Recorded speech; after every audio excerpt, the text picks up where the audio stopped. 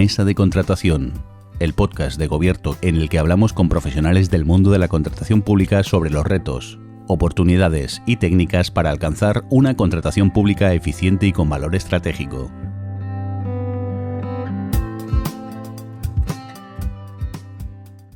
Os doy la bienvenida a una nueva mesa de contratación, que es el podcast que hacemos el equipo de Gobierto Contratación, la herramienta que tenemos para gestionar la planificación y ciclo de vida de la contratación pública. Y hoy queremos hacer un pequeño experimento que no ha sido fácil técnicamente, a ver qué tal queda, pero creemos que vale mucho la pena. Y es que vamos a hablar con dos personas, no va a ser la típica conversación, sino que tenemos aquí a dos personas que ahora se van a presentar para hablar de algo tan interesante, complejo y divertido como son los PANAPs. Pero antes de meternos en averiguar qué son los PANAPs, que muchos de vosotros ya lo sabréis porque para eso estáis escuchando un podcast de contratación pública y esto ya da cierto buque a las cosas, quiero que mis invitados e invitadas se presenten. Así que la primera pregunta siempre es obligada. Paula, Juan Luis, ¿quiénes sois y por qué la contratación pública? Bueno, pues buenas tardes, Sergio. Y lo primero, agradecerte por invitarnos a colaborar contigo, porque la verdad es que son muy interesantes todas las charlas que has hecho, ¿verdad? Y después, por otro lado, bueno, pues Juan Luis de la Cova y yo, Paula Merino, trabajamos en la Fundación de la Universidad de Málaga, formamos parte del Departamento Jurídico. ¿Y por qué la contratación pública? En mi caso, bueno, un poco de casualidad, pero yo empecé siendo especialista en Derecho Administrativo, en urbanismo, algo de contratación pública, siempre en empresa privada, en despachos, en distintas empresas. Y con el cambio de la ley de contratos y en este caso la conversión de esta fundación en el sector público, bueno, pues surgió la necesidad de la fundación de crear un departamento y llevar a cabo toda la contratación pública, y por eso acabo yo aquí. En mi caso, Juan Luis fue el liderazgo. Venga, Juan Luis. Bueno, hola, ¿qué tal? Yo soy Juan Luis y, como ha dicho Paula, pues trabajamos en la Fundación General de la Universidad de Málaga. Y en mi caso, pues la contratación pues vino por mera casualidad, ¿no? Yo me dedicaba al ejercicio de la abogacía, pues en principio por mi poca experiencia, y estaba empezando, pues le metía mano a todo. Entonces llegó un momento en el que se me planteó una posibilidad, porque siempre de alguna forma estaba vinculado a la docencia. A mí la docencia es algo que me gusta mucho, y entonces, bueno, pues me plantea un conocido mío si quería dar un curso de contratación pública sobre la nueva ley de contratos del sector público, de reciclaje para los funcionarios de un ayuntamiento. Y entonces, pues tenía varios meses por delante, pero yo de contratación pública pues no sabía mucho, la verdad. Y pues yo, que no le digo que no a nada, pues claro, para adelante, ¿no? Y me puse a estudiar ahí como un cosaco, y me di cuenta de que no iba a poder probablemente impartir el curso con garantía. Pero al final, pues buscando recursos y tal, pues iba un poco, ¿no? Con determinadas cuestiones de las que quería hablar, porque era además las novedades entre la ley del 2017 y la anterior, y bueno, algo preparado, un cursito de 20 horas. Salió bien y quedaron muy contentos los funcionarios, lo que evidenció que mucha gente y muchos funcionarios, muchos trabajadores de la administración pública saben muy poco sobre contratación pública.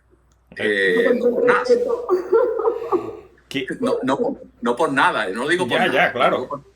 Lo digo porque es una cuestión compleja. Yo mismo me di cuenta de la complejidad que entrañaba. Era un universo dentro del derecho administrativo completamente diferente, donde se cruzan multitud de perfiles: economistas, técnicos, juristas.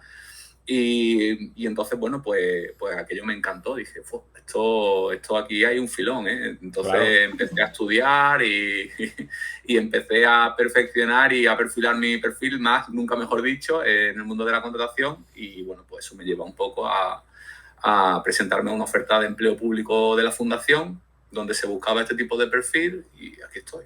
Pues te iba a decir que realmente quién sabe de contratación pública, ¿no? Esto siempre cuando crees que sabes algo, aparece algo nuevo o hay una nueva resolución que te deja los pies para arriba o lo que sea.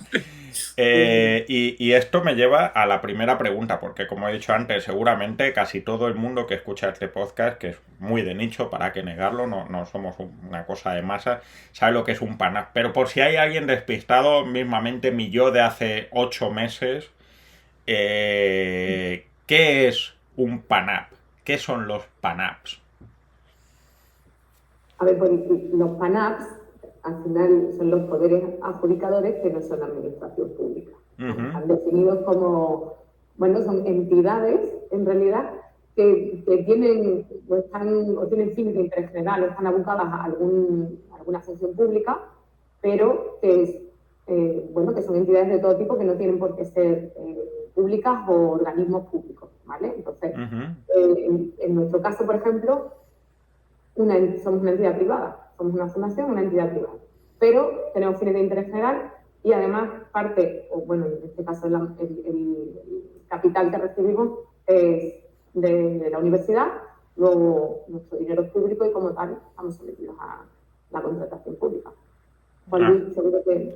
Sí, bueno, al final el concepto de PANA, pues una construcción legal, ¿no? Que introduce la ley de contratos del sector público, intentando atraer por parte de la jurisprudencia europea el concepto de entidad de derecho público, que era, pues en aquel entonces, pues se introdujo en la jurisprudencia y no estaba dentro de nuestra ley de contratos y entonces pues directamente lo atrae y como tal entra en el ámbito de aplicaciones, en el ámbito de aplicación subjetivo de la ley de contratos, pues esta multitud de entidades de derecho público, sobre entidades pertenecientes al sector público que antes no estaban dentro del ámbito de aplicación de la ley de contratos y de que a partir de ahora, pues sí, y se convierten en poderes adjudicadores, que es el nuevo concepto, no vinculado a la administración, ni territorial, ni nada, sino poder adjudicador es el nuevo concepto que maneja la ley de contratos y ahí estamos nosotros como un tipo de poder adjudicador que se caracteriza por no ser administración pública.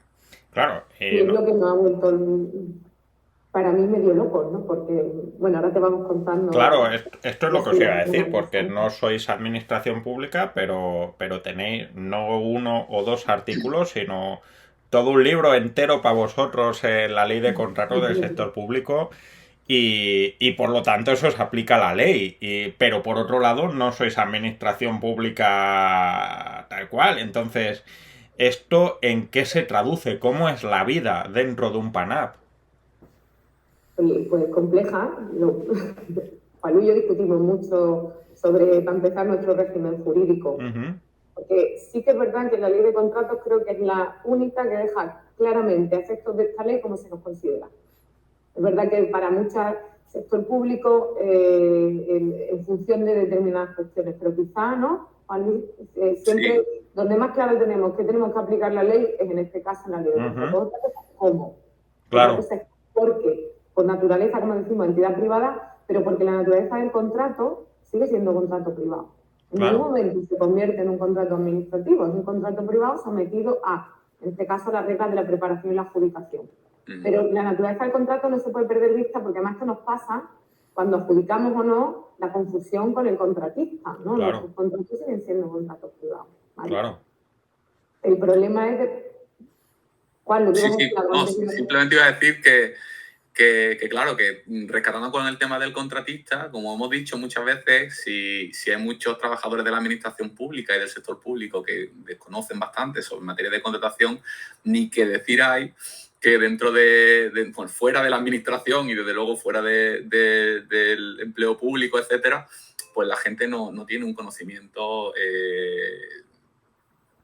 vamos a decir, aceptable de las reglas de la contratación pública, ¿no? Y entonces, bueno, pues al final el licitador, el contratista, va un poco con el cuchillo en la boca por la jungla. Hombre, y a lo que salga. Pues imagínate, tú eres, pues pongamos como yo, ¿no? Cinturón amarillo de contratación pública, ¿no? Quiere decir que sé más o menos, no meter la oferta económica en el sobre de las condiciones técnicas y sé poner un recurso y todo esto, y de repente llegas, te presentas a una licitación de la Universidad de Málaga y cuando te crees que lo sabes todo ya te dicen, no, el contrato es privado, qué menor ni nada, ¿no?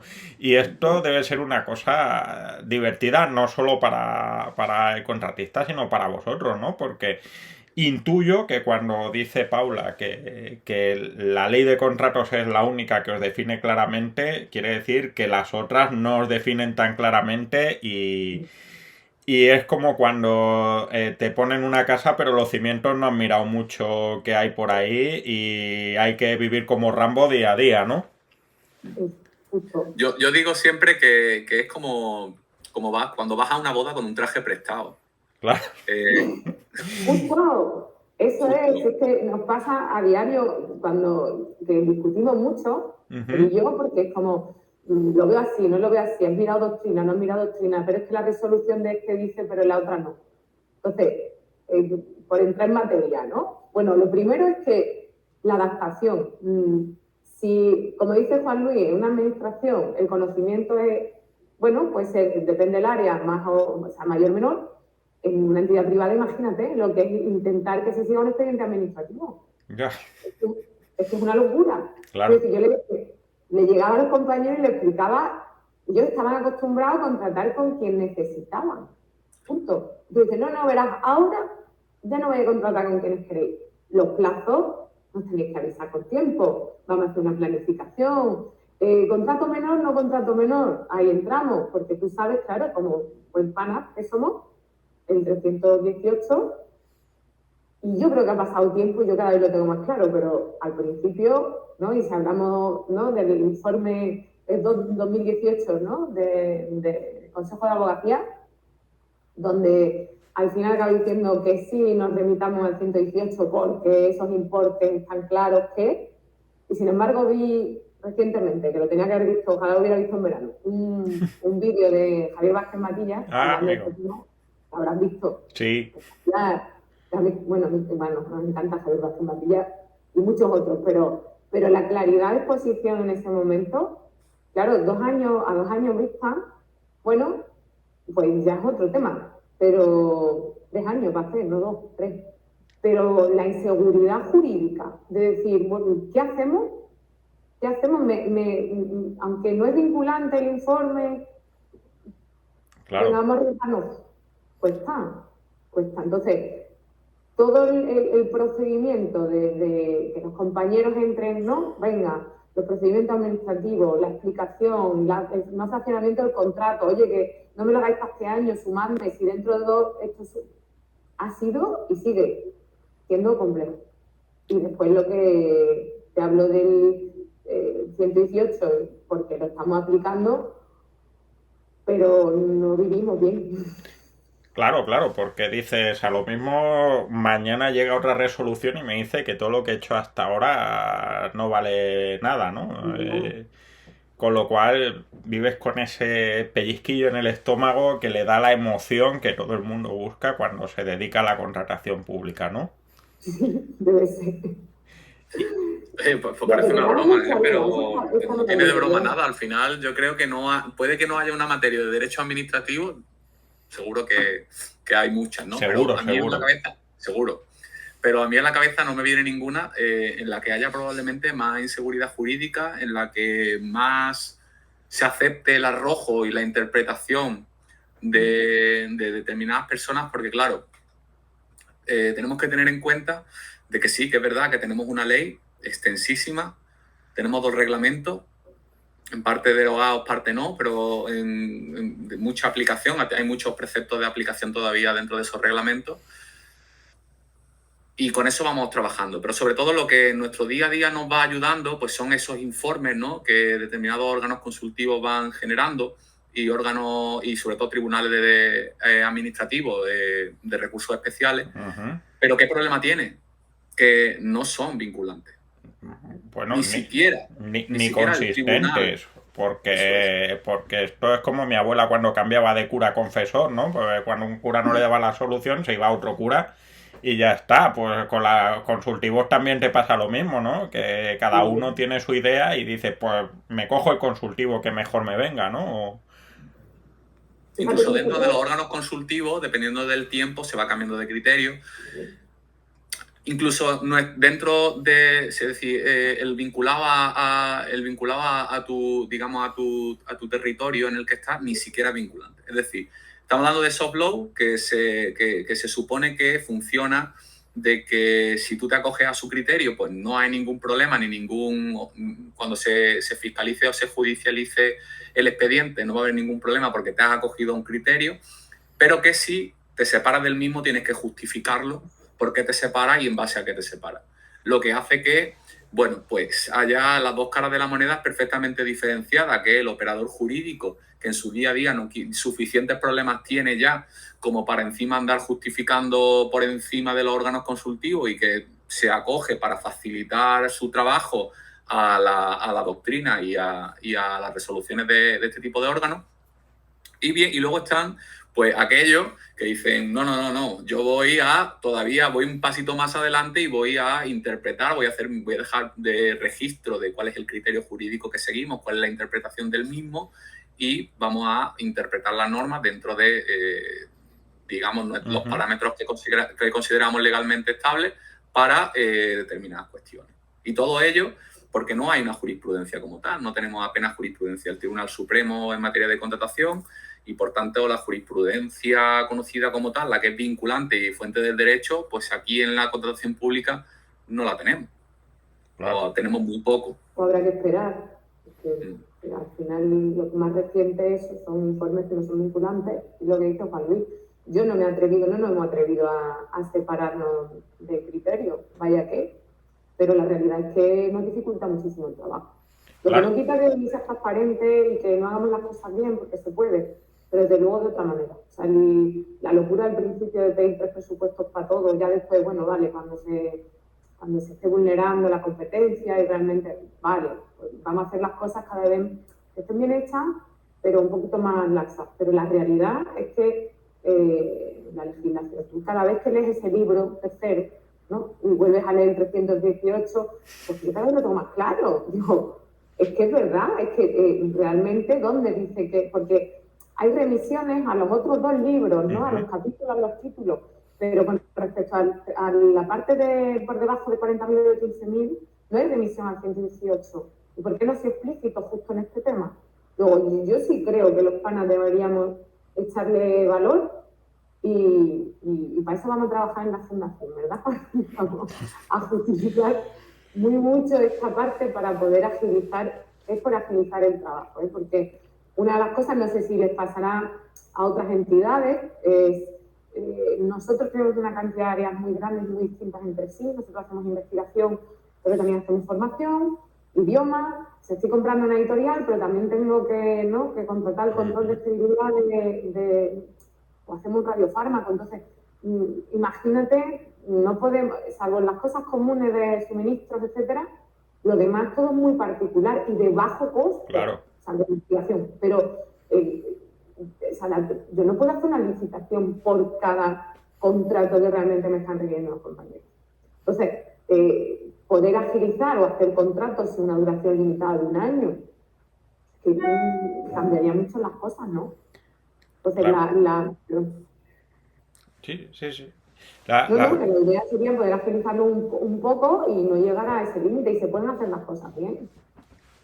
Claro, os iba a preguntar, me queda claro de que estáis, como dicen aquí, into the wilderness, en el mundo indómito de ir tomando paso a paso por esta indeterminación, pero un poco más al día a día. ¿Cómo es trabajar en esta situación? ¿Cómo es la relación con vuestros compañeros que pueden decir, esta gente de qué me está hablando? ¿Y cómo puede ser la relación con vuestros proveedores que llegarán en el 90% de las ocasiones con el pie cambiado y sin entender muy bien en qué situación está, porque no está claro? ¿Cómo se traslada esto a vuestro trabajo cotidiano? Mira, hago un resumen y dejo hablar Juan Luis, que si no, no le dejo. Pero sí que es verdad que cuando llegamos la transformación ha sido muy compleja. O sea, por un lado, como hemos hablado antes con los compañeros, de explicar en qué consiste y cuáles son las limitaciones actuales, y después con los propios proveedores, efectivamente. Decir, oye, ahora tengo que hacer esto de esta forma. Una pena con gente que trabajaba hace muchos años y bien con la fundación y que por competencia te daba pena entrar en una licitación y saber que no se han presentado, porque no se han actualizado a lo mejor, o sea que no es el fin, ¿no? Que busca la ley y sin embargo han desaparecido para nosotros en algunos casos. Y que nos pasa también, y esto es la lucha con otras empresas, porque no somos administración, ni tenemos presupuestos tan grandes, con lo cual ahí para algunos servicios no se nos presenta nadie. Claro.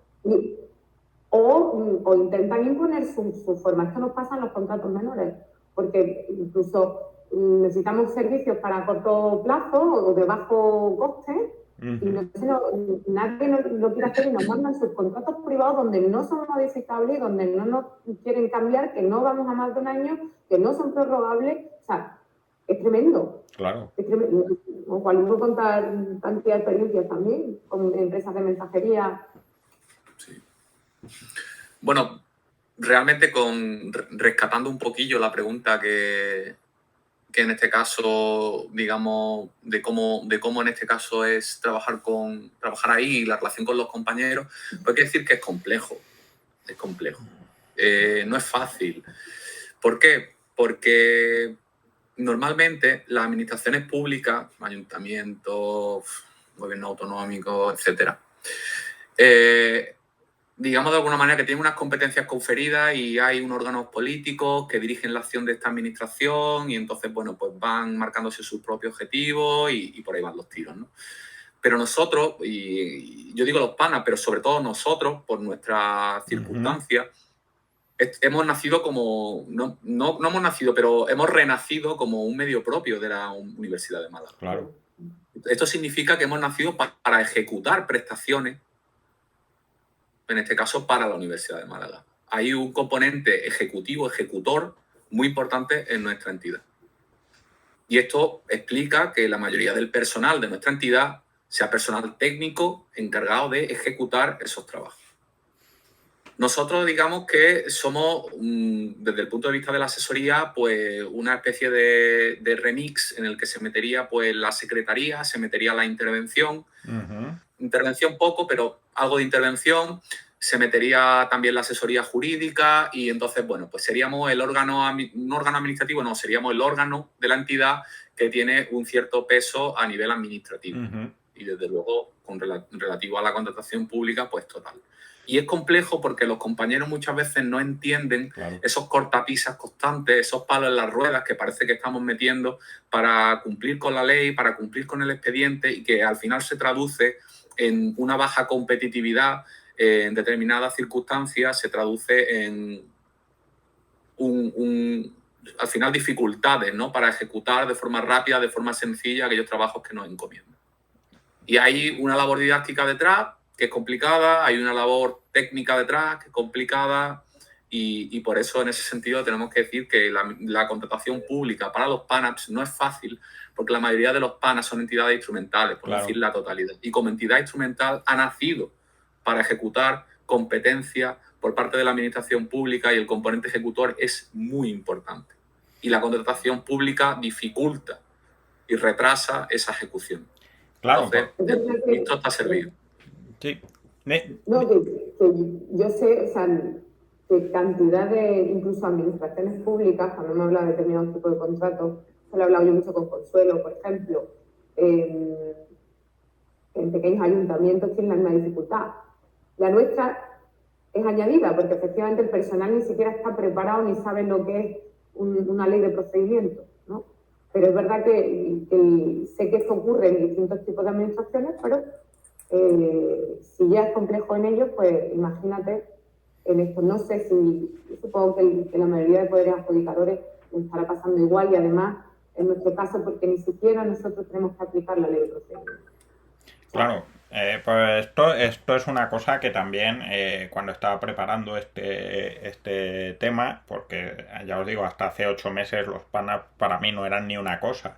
estaba pensando que dice, bueno, esta gente tiene por un lado que explicarle a un equipo de investigación por qué no puede hacer un contrato con quien le ofrece los mejores reactivos porque no puede ser de esta manera, pero por otro lado tenéis por encima al primo de Zumosol, que es la administración pública a la que respondéis, que a fin de cuentas tenéis la siempre maravillosa figura del recurso de alzada impropio, que es un poco como cuando tiras a la canasta y miras a ver para dónde va a caer la pelota, si dentro o fuera del aro. ¿Cómo es esto de que encima de que es difícil explicar vuestros procesos de puertas adentro, luego puede venir el órgano del que dependéis y os diga, quítate que no sabes, ¿no? ¿Cómo es esta experiencia también?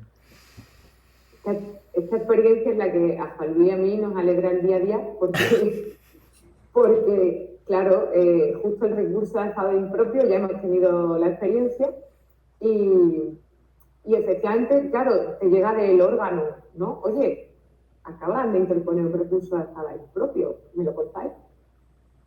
Y esto es así, Claro. seguro. Esto cómo va a ser así, el recurso de estado impropio. Es decir, ahora tú tienes que explicar, primero, claro, al órgano, después además, oye, explicar en qué sentido has resuelto y fundamentar toda la historia. Pero lo primero fue el recurso de estado impropio, lo sabíamos, o sea, nosotros habíamos estudiado el tema y era nuestro pie de recurso. Cuando empezamos, volvemos a retomar el tema y una de las cosas curiosas fue que buscando entidades de nuestra naturaleza, de repente ves que los pies de recurso son absolutamente dispares. Claro. Y tú dices, ¿esto cómo puede ser? ¿Estaré yo equivocada, Dios mío? ¿No? Estuvimos viendo, porque de repente vimos algunos que tenían recursos de reposición, otros no tenían pie de recurso y otros recursos de alzada impropio. Total que empezamos a estudiar toda la cuestión y empiezas a ver las contradicciones. Lo resumo y después Juan Luis, que explica que te mueres, ¿vale? Hace el análisis jurídico. Pero para mí fue súper curioso ver cómo el recurso de alzada está contemplado en la ley de procedimiento como un recurso para los actos que no terminan en la vía administrativa, el recurso de reposición para los actos que terminan en la vía administrativa. Después, por otro lado, la ley de contratos plantea el recurso especial para una serie de actos, tanto que terminan la vía administrativa como que no la terminan, aunque la decide, ¿no? Por eso es el recurso de alzada. Y a partir de ciertas cantidades o según qué supuesto es el recurso especial. Cuando no entras por el apartado 1, me parece que es el 42, 46, 44, anda que estoy yo, final. El 44. Si no estás en esos supuestos, cabe, lo que dice la ley es, te remites a los procedimientos de recursos que contempla la ley 39. Claro. Vale, hasta ahí. Y que en nuestro caso, en el caso de los poderes adjudicadores que no son administración pública, se interpone o resuelve el órgano al que esté vinculado. Cuando tú tienes todos esos elementos, das por sentado que se trata de un recurso de alzada, porque tiene que resolver el superior jerárquico. En nuestro caso, como digo, es el órgano al que está vinculado, ¿vale? La administración a la que está vinculada. Pero hay quien entiende, o creo yo que es por eso, que el recurso de reposición cabría en el caso de que no estamos hablando de actos, ¿no? Que no terminan la vía administrativa, bueno, que deciden, pero no necesariamente. Teóricamente, la propia ley de procedimiento señala que tú puedes, o sea, que mediante una ley tú puedes cambiar el recurso de alzada. Pero la ley de contratos no lo deja claro. Bueno, si la ley lo que pretendía era que tuvieras un recurso de alzada impropio, que es lo que dicen las resoluciones, ¿no? La doctrina, ¿por qué no se podía haber dicho directamente? No, tú te remites y como en el caso de los poderes adjudicadores, la administración pública resuelve, porque tú al final no eres una administración y tus actos no son actos administrativos. Luego, lógico que yo no pueda resolver, ¿no?, un recurso, aunque la propia ley determine que nuestros actos deben ser considerados a efectos de la ley de contratos como actos administrativos. Por eso es lo de llevo un traje prestado, porque claro, cada vez que empiezas a entrar en cuestiones doctrinales, empiezas a ver los conflictos. Claro. Supongo que está resuelto y toda la doctrina dice recursos de alzada impropio, parece que está admitido, ¿no?, y consensuado. Pues ¿por qué la ley de contratos no directamente lo ha dicho? Sino que remite a la ley de procedimientos y con el tema de que resuelve otro y ahora ya tú interpretas. Claro. Y yo me pregunto, no sé si los compañeros que están en otras entidades que de nuestra naturaleza lo tienen claro o no lo tienen claro, o tienen que hacer un estudio de esta magnitud, ¿no? Porque esto hemos tardado y hemos discutido mucho para llegar a la conclusión de que estaba bien como lo habían puesto y podemos seguir haciéndolo así. Pero mi pregunta es por qué la ley de contratos no ha sido más clara. El tema... O es que no lo pretendía, no lo sé. Pero a nosotros llegamos a la conclusión... Es una pregunta que da igual sobre qué tema la hagas, creo que es muy común. ¿Por qué la ley no es más clara? Juan Luis, cuéntanos. Nada, la verdad que mi compañera la ha explicado muy bien, simplemente que puntualizar, ¿no? Pues que realmente hay, lo que ocurre aquí, ¿no? Es que hay como una dualidad de regímenes jurídicos dependiendo de si ese acto de adjudicación está sujeto al ámbito de aplicación del recurso especial o no. Y es algo que teóricamente no debería ser ningún problema, pero al final se convierte por la diferencia existente entre ambos regímenes jurídicos en una cuestión sustancial. Y te pregunta, ¿era realmente la voluntad del legislador mantener esos dos regímenes jurídicos o se trata de una deficiente técnica legislativa en el sentido de que no han pensado qué iba a ocurrir cuando tuvieras una dualidad? El tema está en que el recurso especial, por cómo se sustancia el procedimiento, viene en mayor parte dado por la normativa europea. Entonces tenemos, digamos, una normativa propia para el recurso especial. Y luego tenemos pues la Ley 39/2015 que se aplica de forma supletoria y en este caso por el 44.6 que estaba comentando Paula, pues te dice que aquellos actos administrativos o aquellos actos, mejor dicho, que no estén sujetos al ámbito de aplicación del recurso especial, pues entonces habrá que acudir en este caso a la Ley de la Jurisdicción Contenciosa Administrativa y a la Ley del Procedimiento Administrativo Común. Y luego te dice otra cosa, porque claro, eso podría decir, vale, y yo, que soy un pana, que no estoy dentro del ámbito de aplicación de la Ley 39, ¿qué ocurre conmigo? Pues para eso tiene el segundo párrafo la ley que te dice, bueno, en caso de que tú seas un pana, pues entonces tendrás que sustanciar un recurso de alzada, solamente que el órgano competente para resolver, en este caso, el recurso, será el órgano al que tú estás adscrito, no tu superior jerárquico, porque nosotros como fundación no tenemos un superior jerárquico y la mayoría de los panas no lo tienen. Claro. Tienen un órgano administrativo al que está adscrito, o una administración al que está adscrito. Claro. Entonces, bueno, pues te tienes que ir a la Ley 39/2015 y ver cómo sustancias un procedimiento administrativo no estando sujeto a la Ley 39/2015 y no siendo una administración. Claro.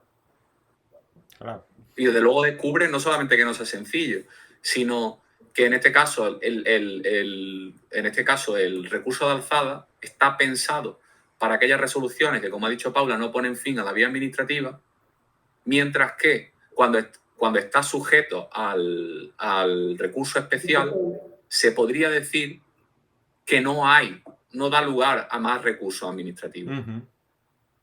¿Qué supone esto? Supone que un acto de adjudicación que está sujeto al recurso de alzada por no estar, en este caso, en el ámbito de aplicación del recurso especial, no pone fin a la vía administrativa, cabiendo recurso de alzada.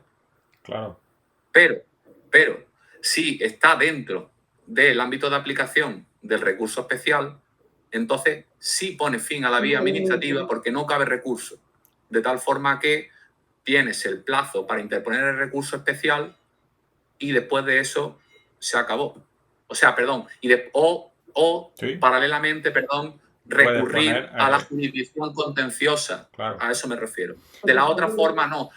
Para recurrir a la jurisdicción contenciosa tienes que agotar la vía administrativa, tienes que agotar el recurso de alzada y entonces abres la vía contenciosa. Mientras que en el otro lado, no, en el otro lado o vas al recurso especial o vas, en este caso, a la jurisdicción contenciosa. O sea, son dos regímenes que conviven y a mi punto de vista no tiene sentido que convivan. Deberían de coexistir de una forma equivalente, porque si no, estás dando dependiendo de si está dentro del ámbito de aplicación o no, una protección diferente al contrato. Claro, y sobre todo parece muy arbitraria, ¿no? Que no obedece a una naturaleza propia ni del contrato ni de nada que no sea, pues que en algún sitio se pone la línea y esto es el recurso de Schrödinger, ¿no? Según donde lo mires está es administrativo, es específico o es alzada a la vez, los dos. Y habrá que ver, ¿no? Pero tiene su sentido, perdón, cuando el recurso especial está limitado a la cuantía a partir de 100.000 euros, bueno, pues puedo entender que hay, depende, digamos, del gravamen, de la gravedad, ¿no? Bueno, pues del recurso que vas a interponer, que tiene una mayor importancia, pues se puede entender. Pero la contradicción entre que a veces son actos que ponen fin a la vía administrativa, otras no, usando el recurso de alzada sin haberlo dicho de manera clara y que tú tengas que hacer la interpretación porque teóricamente la ley puede modificar el recurso de alzada, está muy bien que se pueda, porque lo digan claro. Claro. Pero no tenemos que debatir o interpretar, no tenemos que interpretar. Lo estamos haciendo bien, no lo estamos haciendo bien, digamos, cuando quieres hacer las cosas bien. No te digo nada, no sé si nos ibas a preguntar, pero con el tema de las prerrogativas.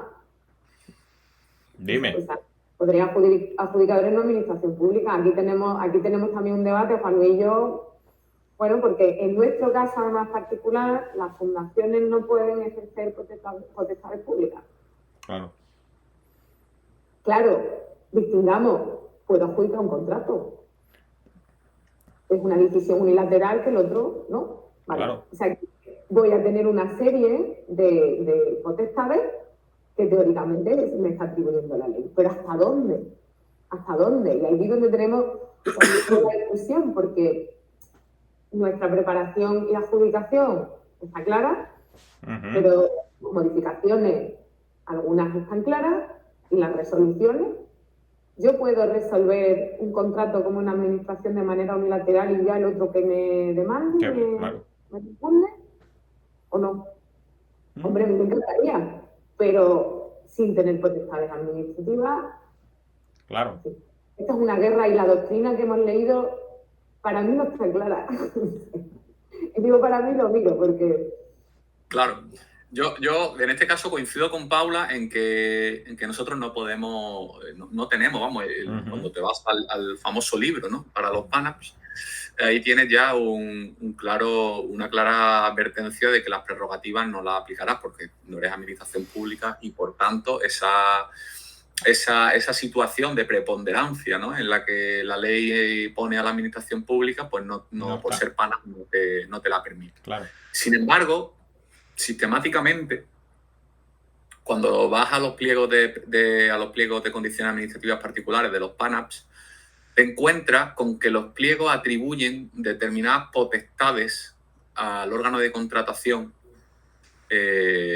sobre situaciones similares a la prerrogativa, como por ejemplo la modificación unilateral del contrato, la resolución del contrato, etcétera.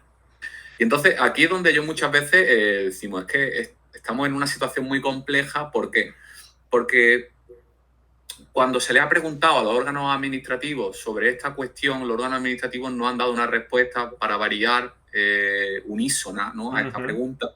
Y es que hay muchos órganos administrativos, órganos consultivos que dicen, bueno, vamos a ver, si el pliego es el contrato, el pliego son las condiciones del contrato, y usted pone esa condición que dice que el órgano de contratación podrá resolver el contrato de forma unilateral, tal, y algo parecido a una prerrogativa, y en este caso el contratista se adhiere al mismo porque presenta su oferta, pacta sunt servanda, y por tanto esas condiciones rigen el contrato.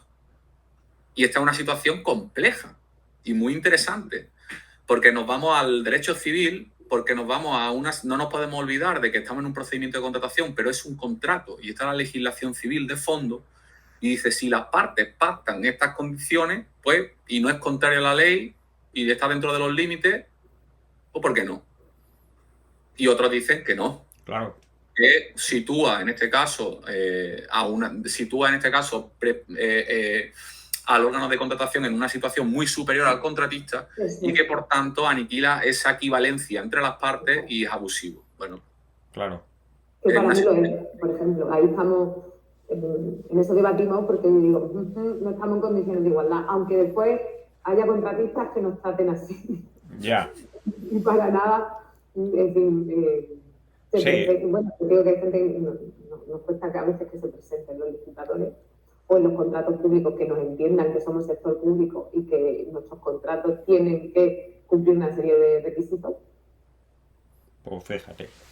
Bueno, vamos a... créeme, me lo estoy pasando muy bien. Esta experiencia, pese a la complejidad técnica, está siendo chula, pero ya vamos a ir cerrando, porque ya llevamos 40 minutos y no hemos hecho más que hablar de todo lo que está complicado, ¿no?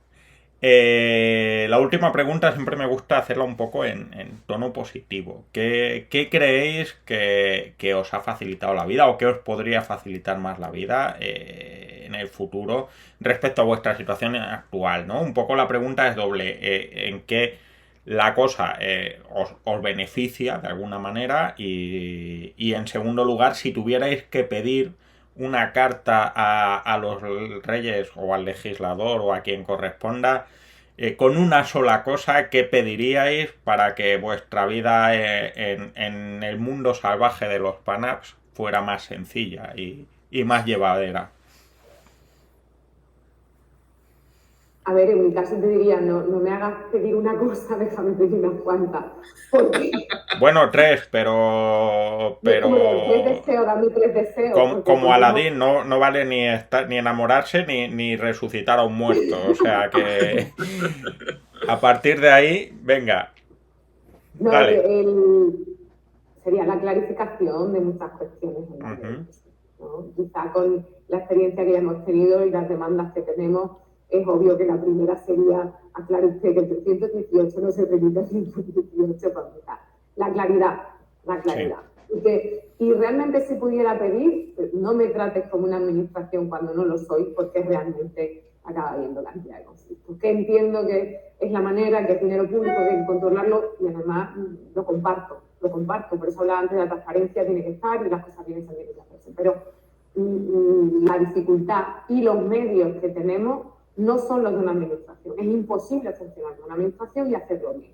Y la preocupación de querer hacerlo bien te hace pasarlo verdaderamente mal. Y esta inseguridad jurídica yo creo que no puede permanecer mucho más tiempo. Ese es mi deseo.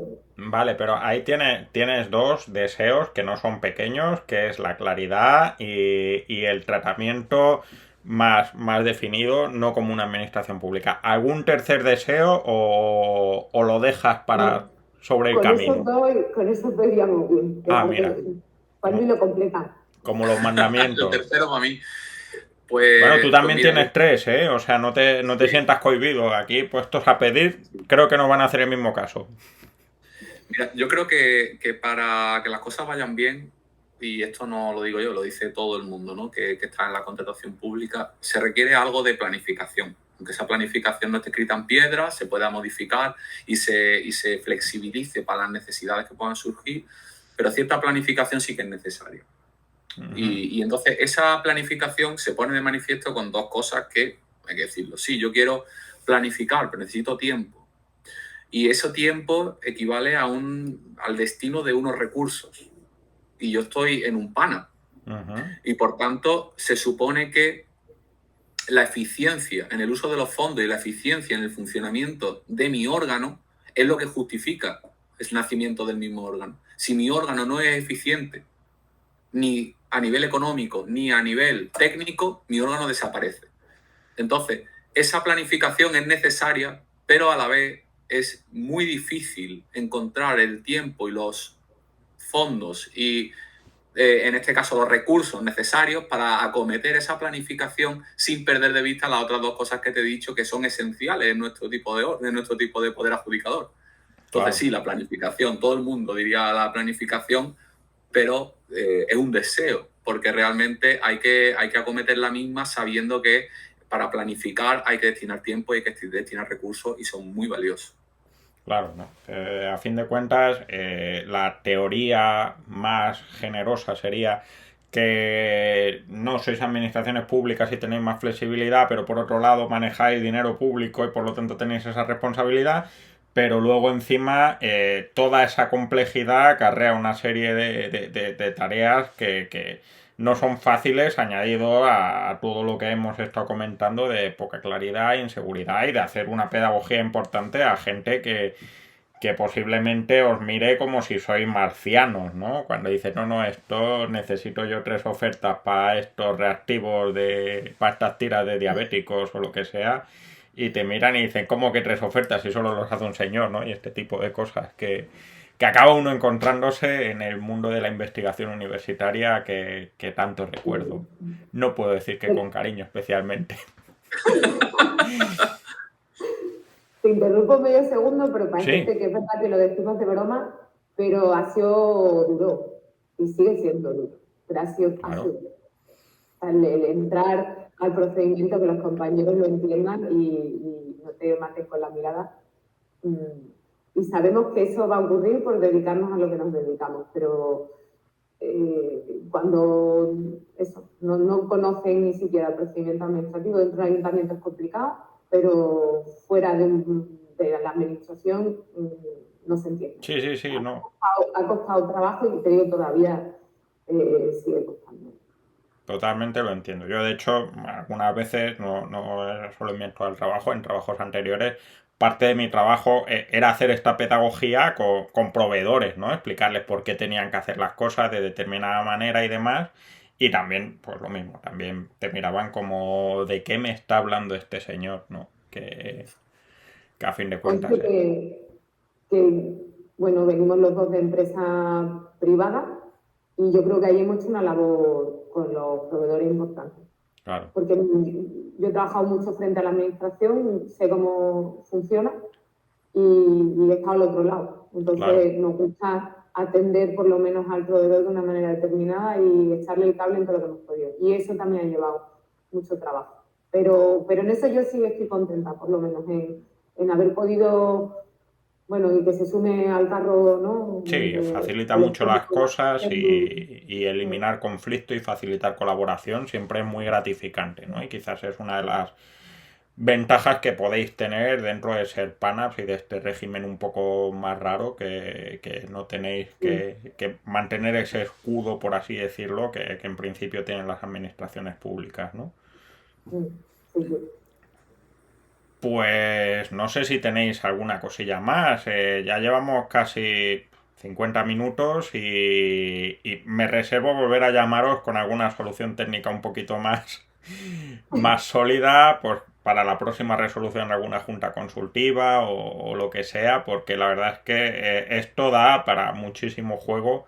Pues siempre ir a los extremos, a los límites de unas situaciones donde realmente aprendes hasta dónde da de sí ese traje de boda prestado o propio, ¿no? Y es donde se acaba llegando a conceptualizaciones interesantes. Estamos aprendiendo muchísimo, estudiando muchísimo, pero es verdad que hombre, te gustaría andar con más tranquilidad y tener ya cosas...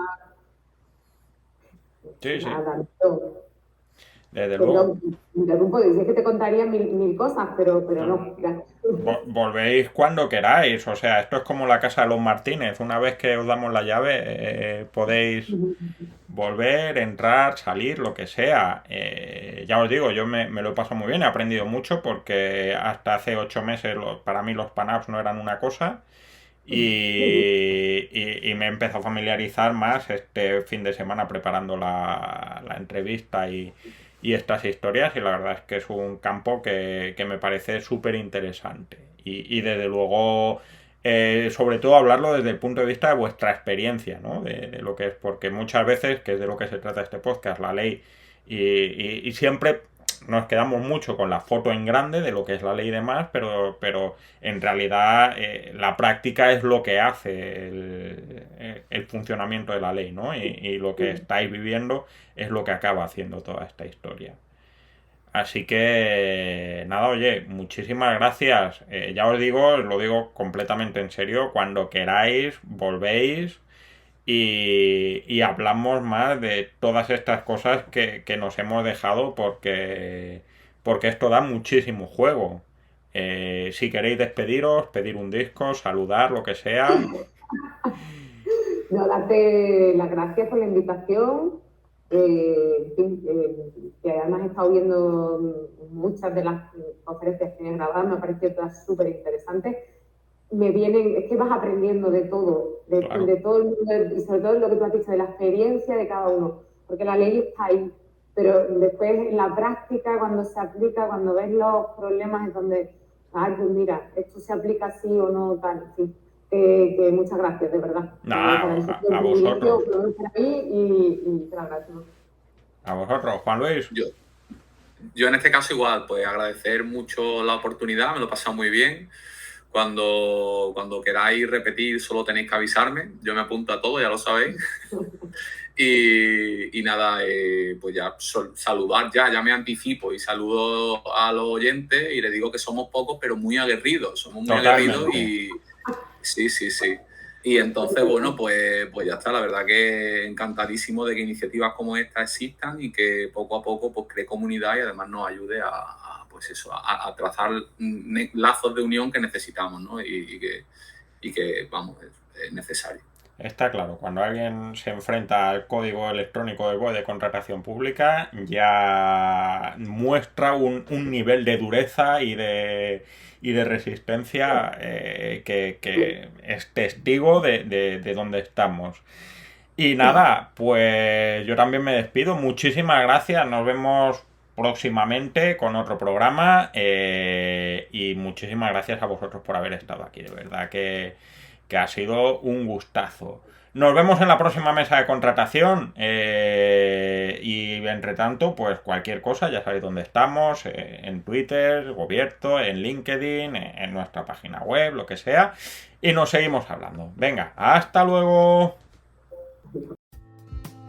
Esto ha sido todo por hoy. Esperamos que te haya gustado y que esta mesa de contratación te haya sido de utilidad.